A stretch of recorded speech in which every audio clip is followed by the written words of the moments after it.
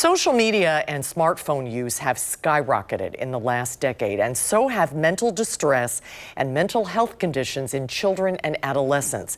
To curb that in school, a Wisconsin lawmaker is proposing a statewide ban on cell phones in class. Our Arman Rahman has more on the bill and how such policies have worked in schools in the area. Arman? Susan, the bill would require all districts to have some policy in place that at least keeps cell phones away during class time, but they can go as extreme as banning them from bell to bell. The lawmaker I spoke to says cell phone and social media use are hurting youth's learning and their mental health too much to not take this action. It's really allowed students to kind of open up as people. New this year, cell phones at Middleton High School have to be off and away.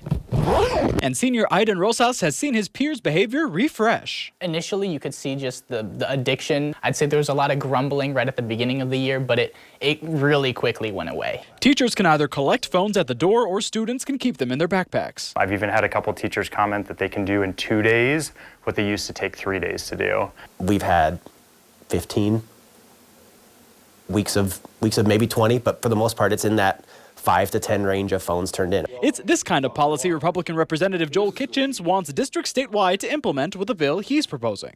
And what the bill does, it just tells the school districts to have a policy, which almost all the districts already have a policy. Middleton High School Principal Peg Shoemaker says they developed the policy with teacher, parent, and student input. The parents that we brought in were incredibly supportive and would have probably been supported to have even more restrictions. UW Health's Dr. Megan Moreno says the #1 person texting a child during the school day is usually the parent. There's so much fear about school-based shootings and other types of violence that parents just feel safer when they know their kid can get a hold of them. Representative Kitchens heard similar concerns, but he says during instances like school shootings, law enforcement tells him they don't want students on phones. They just want them concentrating on hiding, running, and listening to directions. If a Middleton High schooler's phone is taken, they can still email with their Chromebooks, and their parents are notified how to get in touch with the office and their child. I think that's an important layer of comfort that a lot of families need. Aiden says as long as districts also have flexibility, he thinks restrictive and thoughtful cell phone policies could recharge hallways nationwide, like his. One day, my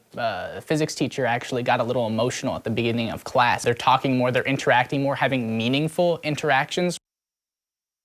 The bill is set to go to the Technology Committee next week, and Representative Kitchens expects it to go to an assembly vote in as soon as 2 weeks. He hopes it gets bipartisan support. We'll continue to follow it, Armand. Thank you.